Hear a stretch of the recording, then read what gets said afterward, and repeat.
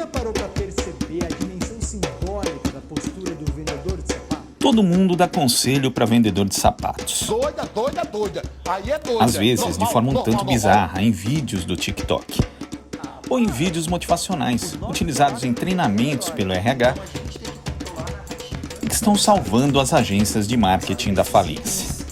O objetivo é a gente conseguir cativar esse cliente que hoje não está comprando. Porque ele Serve até como personagem de parábolas religiosas e de autoajuda, como símbolo da humildade. Uma postura humilde.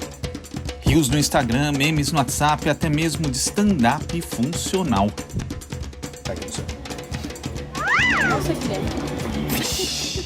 Você lavou esse pé hoje? Este é o Tonho dos Couros, humorista, poeta, palestrante e felizólogo, definição dele, que mantém um canal no YouTube de humor motivacional sobre o trabalho e que fez um vídeo sobre vendedor de sapatos. Na vida real de homens e mulheres que ganham a vida como vendedores em lojas de sapatos, um mergulho neste cenário pode adoecer. O caso que vamos estudar hoje mostra como isso aconteceu com um rapaz no interior de São Paulo. Você está no Conte Pra Gente, nós ouvimos o seu problema, conte com a gente e te ajudamos a resolver. Os nomes apresentados nos episódios do Conte Pra Gente, Conte com a Gente são fictícios, medida adotada para não expor os trabalhadores.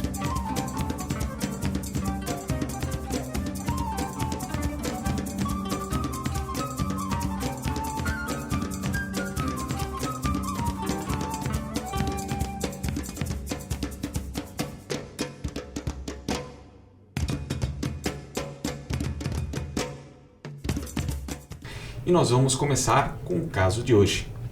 Moisés, um jovem com menos de 30 anos, trabalha em uma rede de calçados. Trata-se de uma grande rede de lojas que conta, além da matriz, com 46 filiais em todo o estado de São Paulo. A grandeza do negócio, no entanto, não reflete em boas condições de trabalho para Moisés.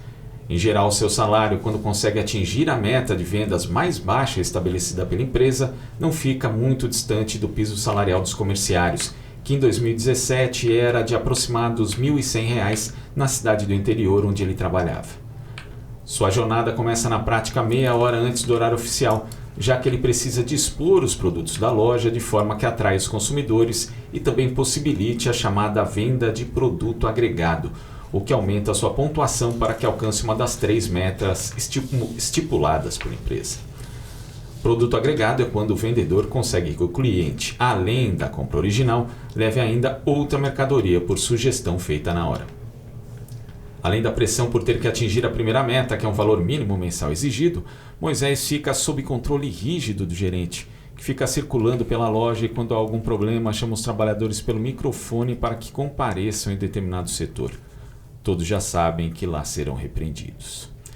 Esse cotidiano não causa danos apenas à saúde mental de Moisés, mas também traz consequências físicas. Pelas regras da empresa, ele tem que oferecer no mínimo mais 4 opções de sapatos, outras cores e modelos distintos, mesmo quando o cliente já definiu o que quer. Para isso, precisa subir 22 degraus em um mezanino onde ficam as caixas de sapato. Ele segura as caixas com as mãos abertas e os dedos estendidos, e em um único atendimento pode subir e descer várias vezes. Se o cliente pediu somente para trocar o número, ainda assim Moisés tem que trazer as outras 4 opções, além de sempre ter que oferecer os produtos agregados.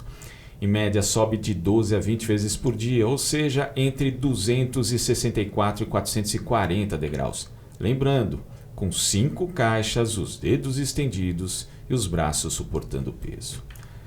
Com o passar do tempo, Moisés desenvolveu LER, lesão por esforços repetitivos, resultado do uso excessivo sem pausa por jornadas prolongadas sem que haja tempo de recuperação das estruturas moles, como músculos, nervos e tendões.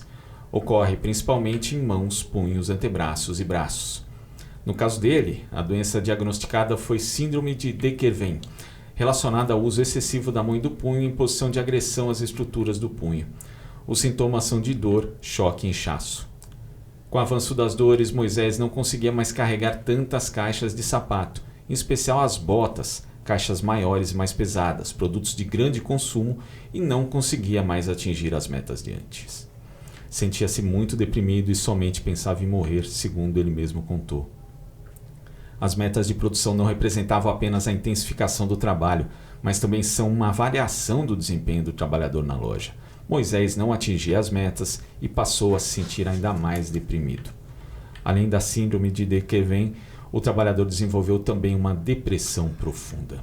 Cleonice, a gente escuta, né? É muito pesaroso, inclusive, esse tipo de história, porque a gente sabe que não é uma história de ficção, é algo que está acontecendo nesse momento aqui no Brasil, e no caso do Moisés foi um episódio de 2017. Eu queria que você falasse a respeito disso, dessa recorrência, do quanto esses casos ainda são tristemente comuns aqui no Brasil.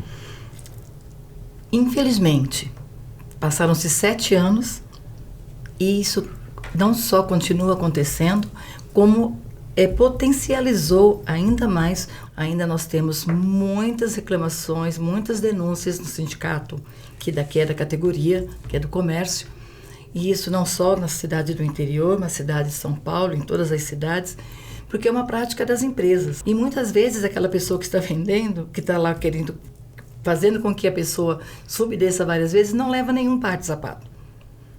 Isso, além de tudo, você teve todo esse esforço físico e chega no final, você vai para o final da fila, porque como é uma questão que você de vendas, você tem as suas metas a bater, todo o grupo de trabalhadores e trabalhadoras ali daquela loja tem a sua meta para bater. Você não vendeu, você vai para o final da fila e você vai aguardar a sua próxima vez, se você vai ter sorte ou não. Além do assédio moral que esse trabalhador, no caso do Moisés, e tantos outros e outras sofrem, da chefia, da sociedade que vai lá comprar. E hoje nós temos também muitos casos de agressões físicas. Agressões físicas.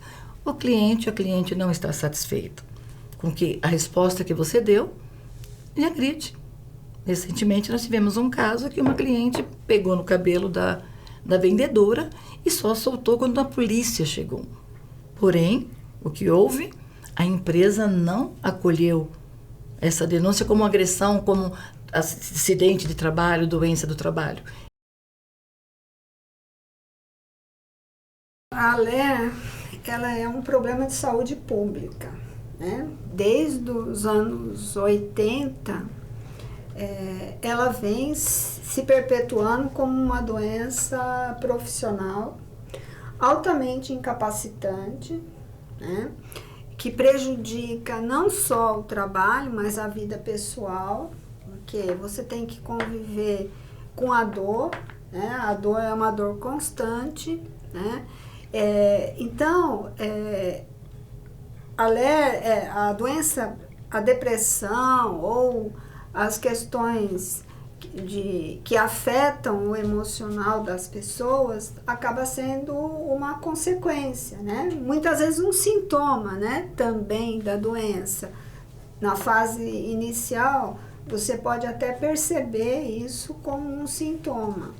Então, na minha avaliação, ela é uma doença importante, né, que precisa ser equacionada. Ainda que nos últimos anos ela tenha saído um pouco de moda, né? Parece que outras mazelas estão tomando lugar, mas a Alea, ela continua um importante problema de saúde pública. O problema das metas atualmente é que elas sempre são de difícil alcance. Intervenções que nós fizemos no comércio, por exemplo, em 4 lojas de uma rede atacadista, só 50% das pessoas atingiam a meta, né? Em outros espaços, por exemplo, como bancos, né?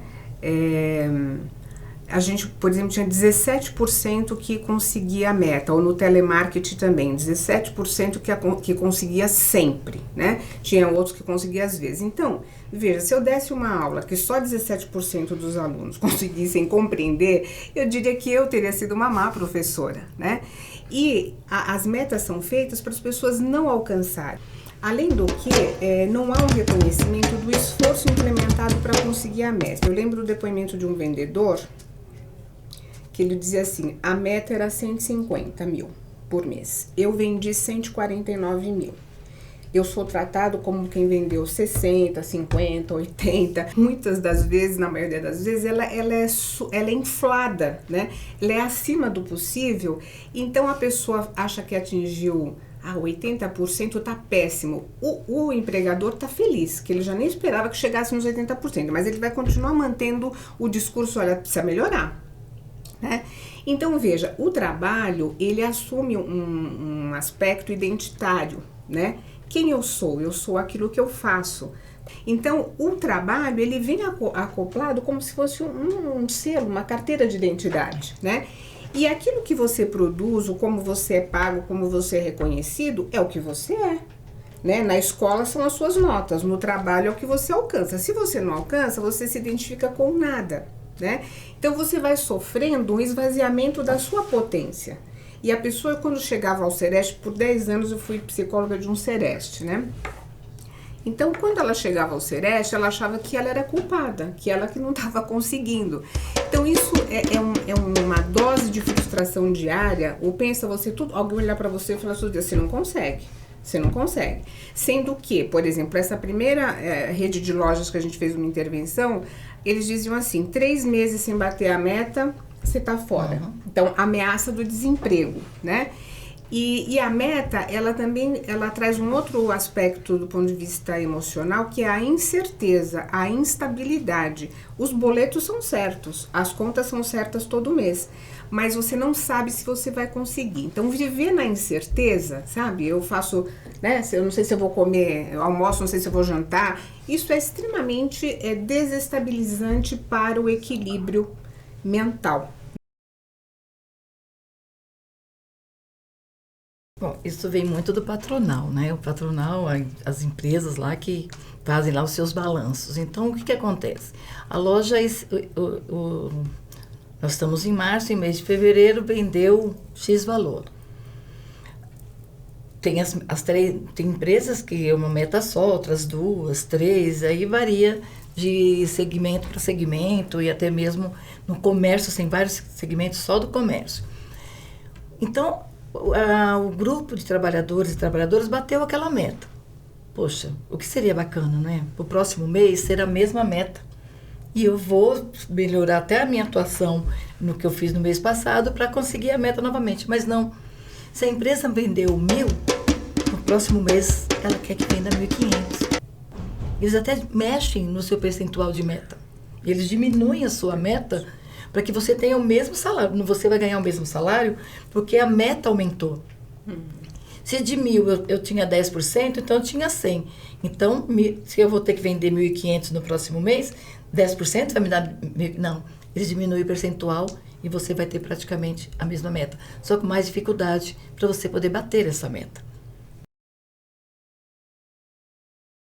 As metas, elas geram uma competitividade entre a equipe que quebra com a solidariedade. E a gente sabe que o que protege a saúde do trabalhador é o coletivo. E na medida em que você quebra esse coletivo, essa solidariedade, você está influindo numa característica que é humana. Porque nós, seres humanos, nós somos gregários. E nós realizamos um trabalho coletivo. Eu tenho 44 anos de trabalho na saúde do trabalhador, né? E quando eu olho para o meu trabalho, eu vejo que as coisas importantes que eu consegui fazer, eu nunca fiz sozinha. Eu sempre fiz em equipe, num trabalho coletivo. Então, isso me protegeu e eu consegui passar 44 anos no serviço público sem adoecer, porque tinha um coletivo protetor. Porque a característica humana, nós não somos sempre iguais, né? A Helena falou, às vezes consegue, às vezes não consegue, porque a gente tem essas diferenças que são da nossa vida, né? Enfim, então assim, para mim, as metas serão sempre abusivas. No comércio, ela tem sido muito perniciosa, porque assim, além de ser uma jornada longa, quando ele não bate a meta, ou quando ele está ameaçado de não bater essa meta, eu já tive relatos de trabalhadores que não fazem hora de almoço, comem rapidinho para não fazer aquele intervalo regulamentar. Ele vai trabalhar no dia da folga, né? E tenta diminuir as férias, faz redução de férias. E eu lembro de um caso de uma trabalhadora que ela diz assim, quando ela adoeceu, ela percebeu que todas as fotos de festas de aniversário, ela estava com a camiseta do trabalho, porque ela era a última a chegar, todo mundo esperava a chegada dela para poder cortar o bolo. Então, essa intensificação, ela também vai incorrer num outro problema, que é a inexistência da vida privada, né? Porque é uma vida dedicada ao trabalho, que gera um conflito que a gente chama o conflito família-trabalho. E eu me sinto devedora para minha família, né? Então, essa mesma trabalhadora dizia, olha, eu me controlo o dia inteiro, eu tenho que sorrir o dia inteiro para o cliente. Quando eu chego em casa, eu distrato minhas filhas e minha mãe. Então, nesse sentido, a pessoa se sente culpada, né? Fracassada como mãe, como filha, como vendedora, se ela não... No caso dessa moça, ela conseguia bater as metas, né? O preço era alto, né? O preço era alto e ela dizia assim, além disso, tinha um problema quando a gente fala em reconhecimento, né? Eu falei do outro vendedor que vendia 149 e não era 150, que não era reconhecido. Essa dizia assim, eu bati as metas todos os meses, ela era uma vendedora de 18 anos já de loja, mas todo dia tinha um teatro de vendas e ela era obrigada a participar do teatro, sendo que ela era uma pessoa que batia as metas. Então, o que isso quer dizer? Quer dizer que não há singularização. Eu sou um número a mais, porque mesmo eu batendo, eu não sou vista. Então, a gente precisa ser singularizado para a gente começar a se constituir como um ser diferenciado. E aqui há uma indiferenciação, uma descartabilidade. Então, de novo, você está jogando a pessoa no nada, na exclusão, né? E ainda esse aspecto importante que a Mara trouxe e que a Cleonice deve assistir bem, deve conhecer muito, que é essa questão de você ficar sozinho, né? De não ter o coletivo, porque o seu colega se torna um rival.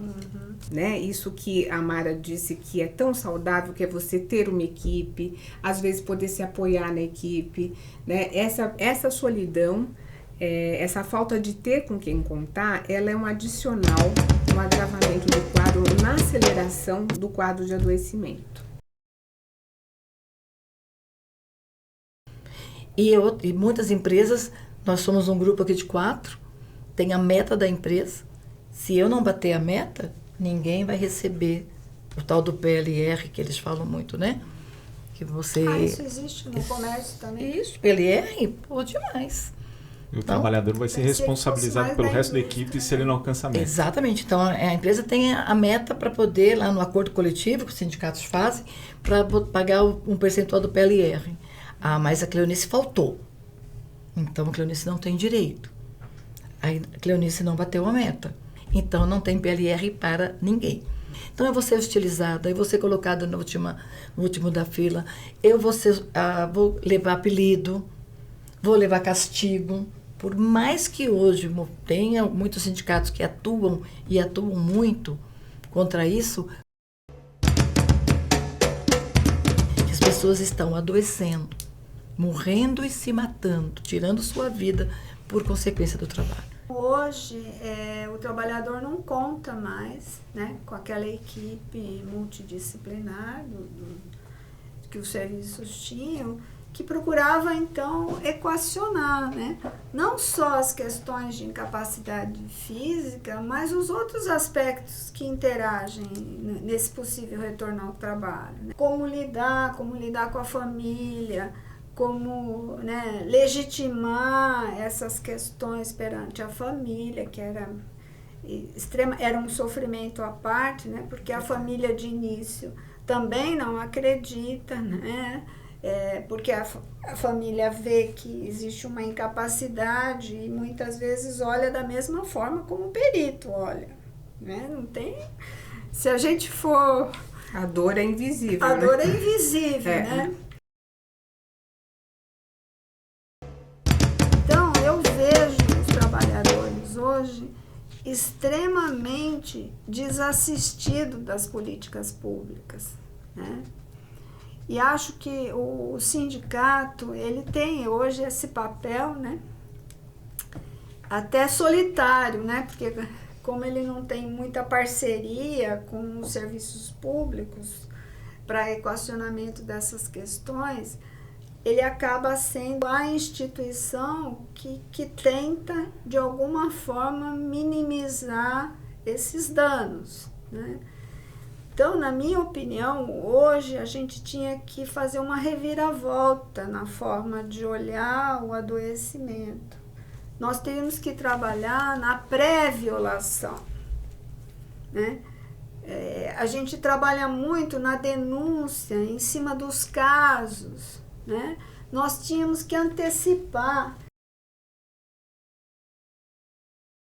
Por que o INSS não tem mais uma reabilitação? Pensar um novo lugar de ser dessa pessoa. Porque a questão que a Cleonice chama também do suicídio tem a ver com isso. Você vai sendo destituído do seu ser o tempo todo. Você não é, você é fracassado, aí você ficou impossibilitado, você passa a ser dependente. A mulher fala, eu não consigo me vestir sozinha, não consigo tomar banho, lavar a cabeça, pegar o filho.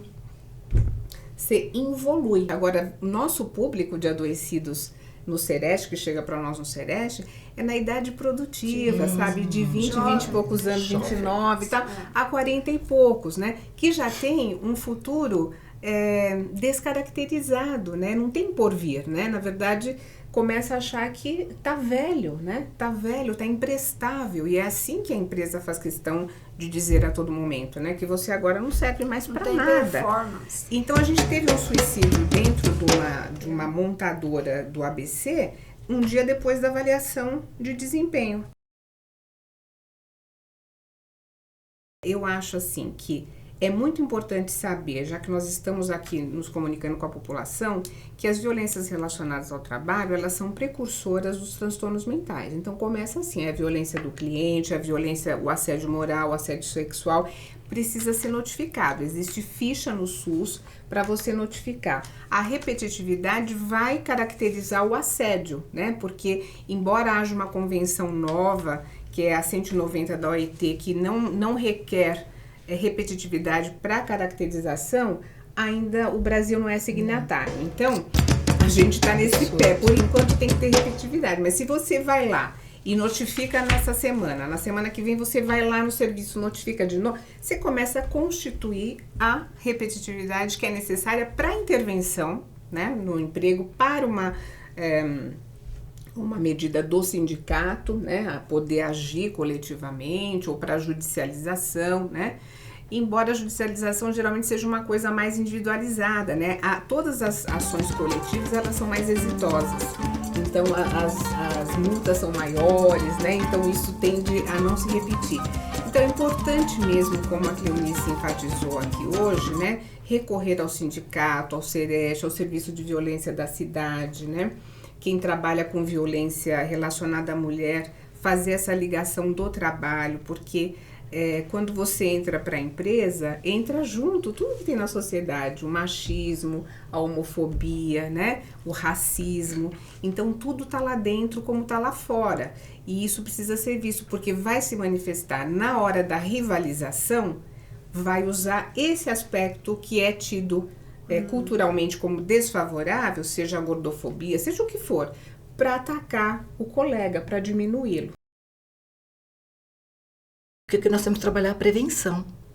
É prevenindo, é fazendo este programa, falando para as pessoas, né, não adoeçam.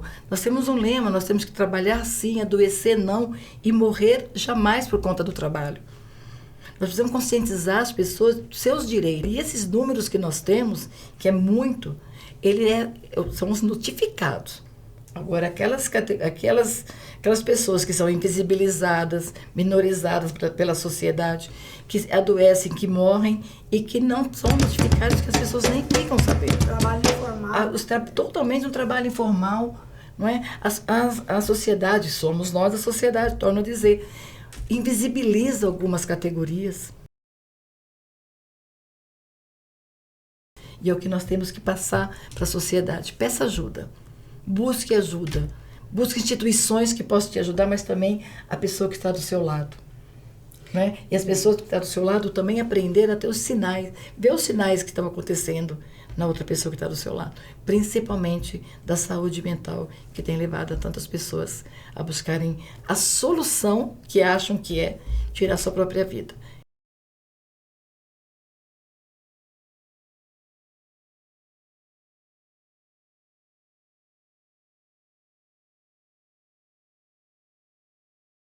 Você precisa falar sobre isso.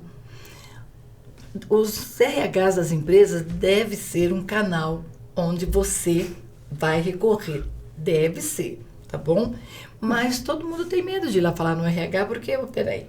Porém, se dentro do seu ambiente de trabalho você não tem um ambiente saudável, você não tem com quem você compartilhar a sua dor, o seu adoecimento, você deve procurar o seu sindicato de classe. Se você não sabe qual é o seu sindicato de classe, pode ser comércio, bancário, telecomunicação, sindicatos, você pode procurar isso na internet, né? Porque toda categoria tem um sindicato de classe. Se o seu sindicato de classe, de alguma forma, não te responde, você tem o Ministério Público do Trabalho. Você tem o Ministério do Trabalho, que você pode fazer uma denúncia, inclusive anônima, e mesmo no sindicato. A sua denúncia tem que ser anônima, se você não quer que saibam que foi você.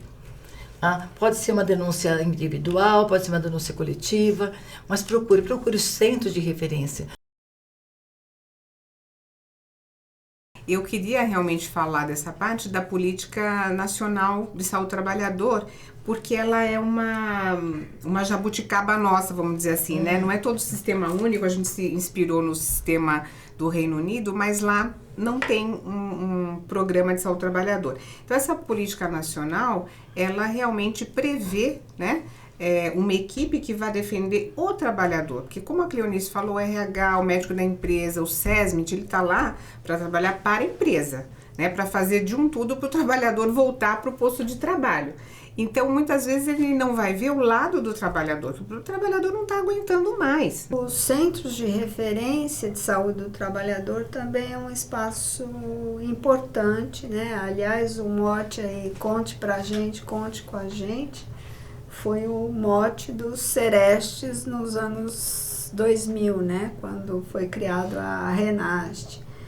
E, em geral, isso acontece. No momento em que o trabalhador ele traz a sua história e ele é acolhido, né? Há um conte com a gente. Acho que... E a procura do centro de referência nos leva a fortalecer. Porque eu acho que quando nós temos a demanda, nós conseguimos buscar políticas públicas para fortalecer os centros de referência. Sim, isso com certeza. E a parceria dos centros de referência com os sindicatos é algo assim, é fundante, né? Todos os Serestes, todos os Serestes trabalham com os sindicatos, né? Pelo menos a política reza que seja feito assim, né? Teve que o comerciário foi para o centro de referência, nós pedimos sim que encaminhe para nós, que acho que é o papel do sindicato, junto com o centro de referência, resolver essa questão. Muitas vezes a gente faz a intervenção dentro da empresa junto com o sindicato, vai um representante junto, porque o empresário ele sabe que a gente pode até multar, fazer alguma coisa, mas quem para a empresa é o sindicato. E eles não querem que pare, né? Porque o bolso, né? Quando mexe no bolso, a pessoa fica preocupada. Nós chamamos para conversar. Não conversa, a gente avisa. Gente, queria agradecer demais, Cleonice, Eliana, Mara. O programa foi sensacional aqui. Né? Muito obrigado. E o Conte Pra Gente vai ficando por aqui, mas a gente retorna. Até a próxima.